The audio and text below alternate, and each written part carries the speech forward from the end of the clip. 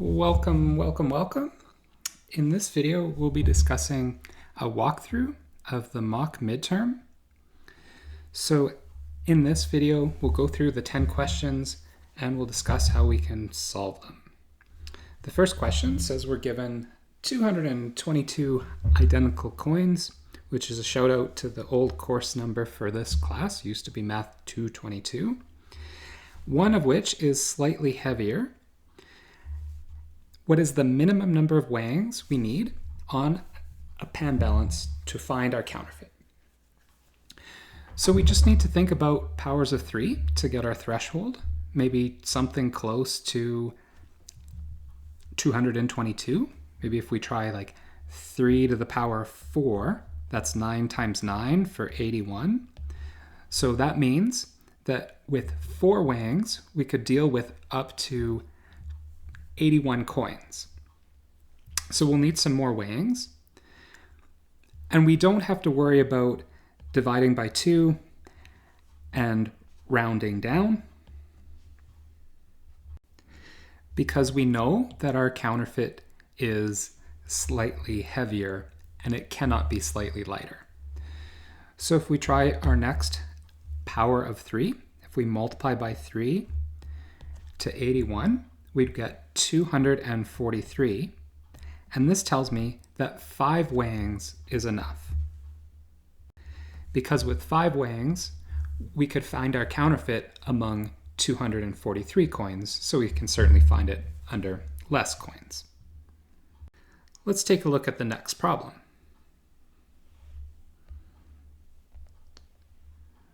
All right, problem number 2. It gives us a congruence, and we're supposed to invert this congruence, or in other words, solve for x. All right, so we can start by subtracting 2 to both sides of our congruence. So y minus 2 is congruent to 3x.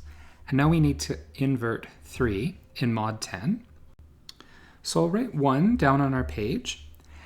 And with the number 1, I want to try to find a way that 3 factors or multiplies by a number to get the number 1. In order to see some ways to factor, I'll have to add or subtract 10.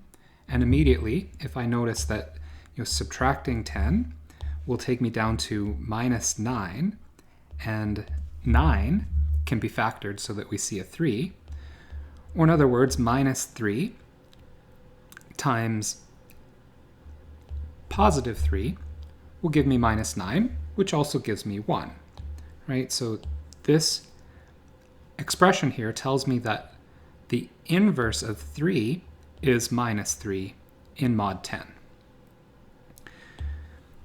So we can take our congruence now and multiply both sides by minus 3. And if we do that, the 3 disappears on the right-hand side. So we just have x. And now we have the solution that we're looking for. So we can multiply in the minus 3. We get minus 3y plus 6 is congruent to x. And the question did ask for only positive values. So it would be x multiplied by, instead of minus 3, we'd have to put 7 into that box, and then positive 6 can go into the other box just fine. All right, let's take a look at the next problem.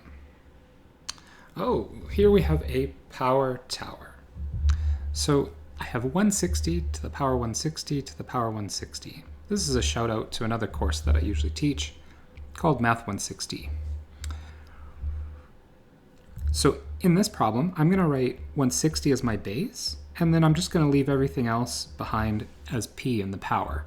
So I just have 160 to a power, and I don't have to think about these multiple layers to begin with.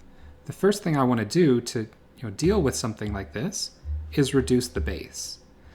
So if I take my 160 and I reduce it down in mod 13, because we're supposed to divide by 13 and find the remainder, I get 4 out of the deal. So I have 4 to some power p. So I want to look for a pattern of powers of 4 when I divide by 13. So let's start. I have 4 to the power 0 is 1. 4 to the power of 1 is 4. 4 to the power of 2 is 16. And 16 will reduce to 3 when I subtract 13. 4 to the power of 3, that will be 12. And 12 in mod 13 is minus 1. Minus 1 is kind of a nice number because if we keep going, eventually we will get to 4 to the power of 6, which is 4 to the power of 3 squared, which means that this is minus 1 squared, which is 1. So this is kind of a neat little tip. If we ever hit minus 1, we're at the exact halfway point of our pattern, because once we square minus 1, we'll get back to 1. As soon as we find this repeated number of 1, our pattern begins. We're cycling in a pattern of 6. These same 6 numbers appear over and over and over in mod 13. So that deals with the base of 160. Now let's try to focus in on trying to deal with this power. So now I want to find P mod 6. Why mod 6? Because the pattern repeats in a cycle of 6. Okay, so P itself is 160 to the power of 160. So I would want to reduce this in the same fashion that I just did, but in mod 6 this time. So I reduce my base. This time I get 4 out of the deal again. So it's 4 to the power of 160. So let's see what happens with powers of 4 in mod 6. So 4 to the power of 1 is 4, and 4 to the power of 2, I get 16 out of the deal, but 16 in mod 6 will reduce to 4, right? If we subtract 12, we get 4. So my pattern begins right away. It actually doesn't matter what the power right here is.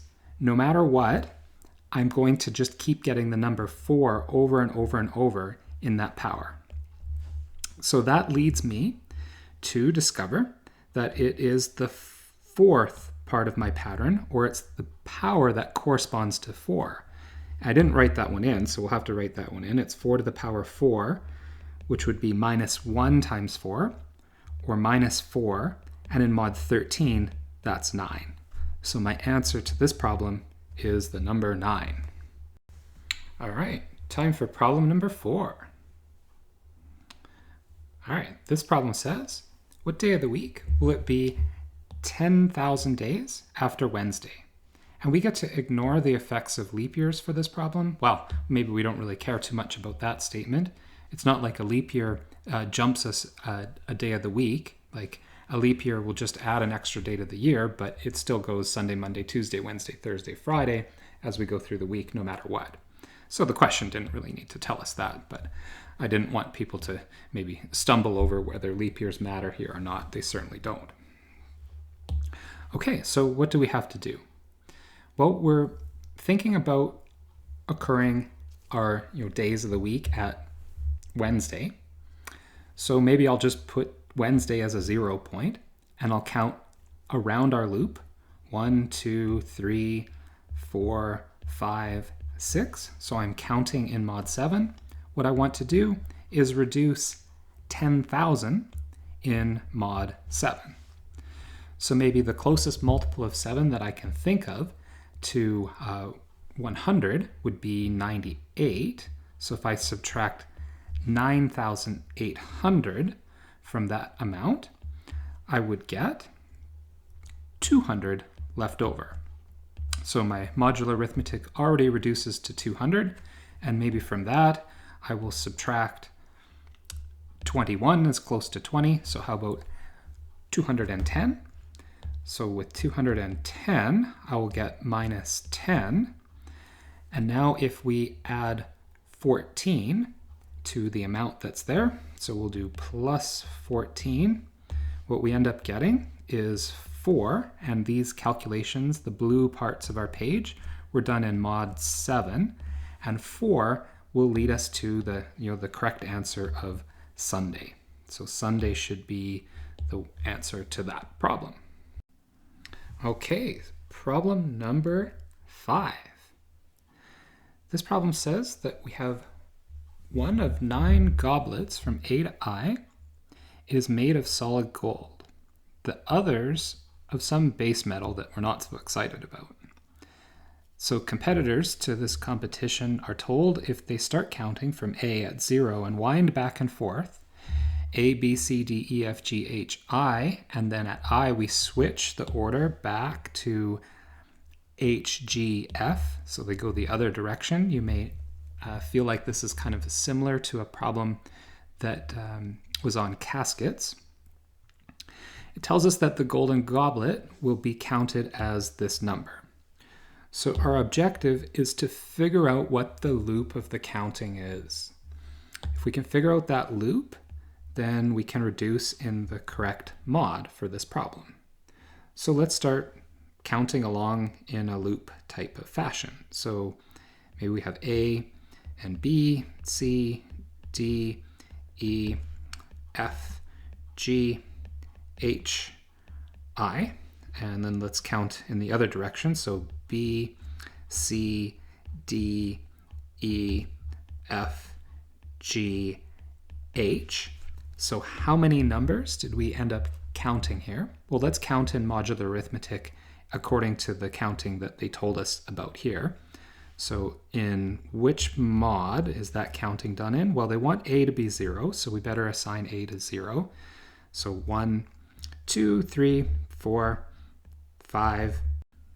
Going all the way around here, we get to 15, so there's 16 remainders. We want to reduce in mod 16.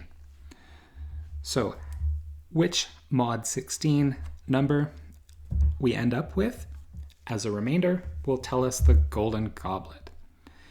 All right, so we get the number 17542 given to us, and we'll just do some subtracting with 16s to help us out. So if I subtract away 16, then I have 1 from 17, so 542. And again, working in mod 16, if I subtract 16 from 15, or subtract 1,600, I'm left with minus 58. And now if I add 64, I end up with positive 6. So my mod 16 calculation leads me to the answer of G. Okay, time for problem number 6. Pigeonhole principle. So here we have 100 pigeons. The 100 pigeons each choose one of 7 holes to fly into, and we're given some statements which are either true or false. Let's write down our 7 pigeonholes and kind of decide the distribution based upon the pigeonhole principle. So first, 100 pigeons divide themselves up into 7 holes, and if we round that number up, it tells us how many pigeons or more will be in one of the holes. So this number is 15, so we can say that one of the holes has 15 or more. We don't know which hole, but we can just say it's the first one has 15 or more, and I'll mark that with a little plus sign.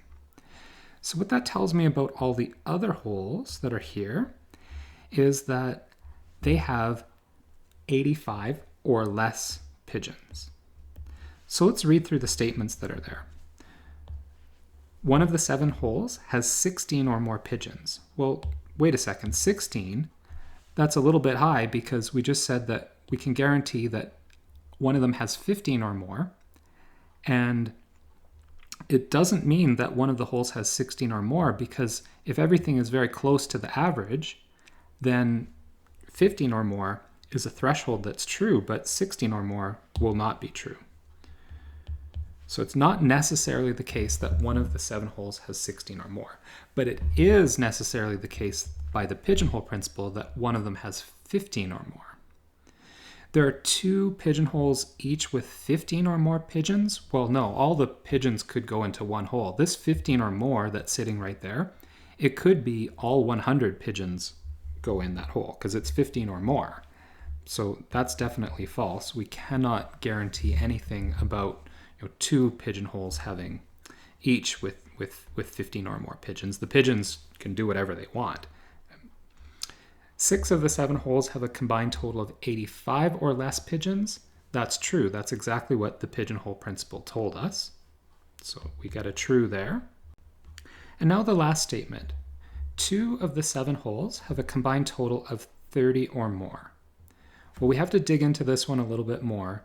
2 of the 7 holes will have to get a condition on 5 of the holes to transfer that to 2 of the 7 holes. Because the statement that's sitting right here is an or more statement, I'll need to produce an or less statement that's accurate on 5 of the holes. So I'm interested in, okay, what happens on these 5 holes? Well, if 85 or less pigeons fly into the 6 holes, then I can use the same formula that I've just used to come up with the 85 pigeons by saying 85 pigeons getting distributed to 7 holes. There will be 1 hole that has 85 divided by 6 and rounded up or more pigeons. If 85 pigeons go into the 6 bottom holes here, then I get the fact that 70 or less will end up in the 5 pigeonholes that are right here. So what does that tell me about the top part? That tells me that 30 or more pigeons are right there. And that's exactly what this statement is saying. So it is true for part E. Okay, let's see what problem 7 has in store for us. Oh, looks like we get to play the game of NIM. It's in a particular state with 5 rows, and we consider the first move of the game. It asks how many ways can we pick this first move so that it changes from a hot position to a cold position. So the first thing that we want to do is find the NIM sum. Okay, so our NIM sum, we'll take the number 11 and write it as 8 plus 2 plus 1. And then there's another 11 for row 2, so 8 plus 2 plus 1 again. And then 14 we'll write as 8 plus 4 plus 2. And then 19 we'll write as 16 plus 2 plus 1. And then finally 21 we'll write as 16 plus 4 plus 1. And now we get to slice through with our red pen any pairs that we see. So a pair of 8s, a pair of 2s, a pair of 1s, a pair of 4s, a pair of 2s, a pair of 16s, and a pair of 1s. The only thing that's left over is 8. Our NIM sum is 8. In the number 8 itself, the largest power of 2 is 8. So we are searching for all the rows that have 8. So we could pick from row 1, we could pick from row 2, or we could pick from row 3. There's no 8 in rows 4 and 5, so there's no way that we could follow a winning strategy by acting on those rows, but 1, 2, and 3 is perfectly acceptable. So D is the correct answer with 3. We don't actually have to find the winning move, it just says how many winning moves are there. All right, next problem. So we have a code. In fact, we have 3 codes. We are trying to figure out between error detection and correction whether these codes can deal with digit errors. So our digit errors are these corrupted symbols. What we need to figure out is our minimum Hamming distance. So let's calculate the Hamming distance for all these codes. So starting with code 1, Looking at this pair, I have a Hamming distance of 6. Looking at the second pair, I have a Hamming distance of 3. And the first and last, so the final pair, also has a Hamming distance of 3. So my minimum Hamming distance is 3. Let's do the same thing for all the other codes. Okay, so the first code, we can always detect one less than the minimum Hamming distance. So we can detect 2. In the second code, we can detect 1. And in the last code, we can't detect any. So there's no error detection. The magic number for error correction is 2n plus 1. So 2 times 1 error plus 1 means that we could correct 1 error, but in the other ones, we just don't have enough Hamming distance to do any correction. So the correction is 0, and the correction is 0 for code 3. All right, so select all that apply. Code 1 can detect 3. No, it could detect 2, so that's wrong. We don't select that one. Code 1 can correct 1. Yep, code 1 can correct 1, so we should select that one. Code 2 can detect 2. No, D is 1 there. Code 2 can correct 1. No, it couldn't do any correction. And code 3 can detect 1. Well, code 3 is just useless. Doesn't do anything for us, so we don't check that one. All right, next problem. All right, let's read through this problem. The social insurance number, or SIN, is a 9-digit number that you need to work in Canada or to have access to government programs and benefits. So the number is, in fact, a code word. Like so many numbers out there, they're actually code words. We call it the IBM code, or sometimes we also call it Lund's algorithm. So what the code does is it takes 8 of the digits, and they range from all zeros to all nines, and then it adds a final digit, as we are familiar with in this course, a check digit to the right-hand side according to the following congruence. And everything on the left adds up to be 0 in mod 10. So we do some multiplying by 2, and then there's this funny delta function. So what is delta? Delta is defined to add the digits of a given number. So for example, if you have 2 times 7, you'd evaluate that first. What's in the brackets would give you 14, and then the delta makes us add 1 and 4 to get 5. Now if the delta produces something different, like 2 times 4, and just gives us 8, well, that's just one digit to begin with, so you just get 8 out of the deal. Then it says, here's some Canadian SIN numbers. Which one is guaranteed to be fake? So let's just try the first one out. Let's try the first one out by writing down all the numbers. Okay, there's all my numbers. Now something funny happens to every second digit, so maybe I'll put a box around every second digit just to remind myself that those are the funny digits. So we need to add up everything and verify that we get 0 in mod 10. Now this 3 that's in the blue box here, or in the green box, what we do is we multiply by 2 to get 6, and then we add up the digits in 6, so it's just 6. So plus 5. And now when we hit this 6 that's here, we multiply by 2 to get 12, and then with 12 we would do 1 plus 2. So that's the funny business that's going on with our delta function. And when we hit 3, we multiply by 2 to get 6. That's already a single digit, so nothing to do there. And there's 8 plus 0 plus 8 at the end. We want to verify that we end up getting 0 in mod 10. So maybe we'll just cast away 10s as we see them. So if we look, we have 3, 6 is 9, plus 1 is 10. And then looking further, if we have 2 plus 8, we get 10, so that goes away. And then what's left over? We have 5 plus 1 is 6, plus 6 is 12, plus 8 more would give us 20, which is indeed 0 in mod 10. So the first one could be a valid SIN number. Let's try this all over again, but for the second one. So same thing, we'll just add everything up in mod 10.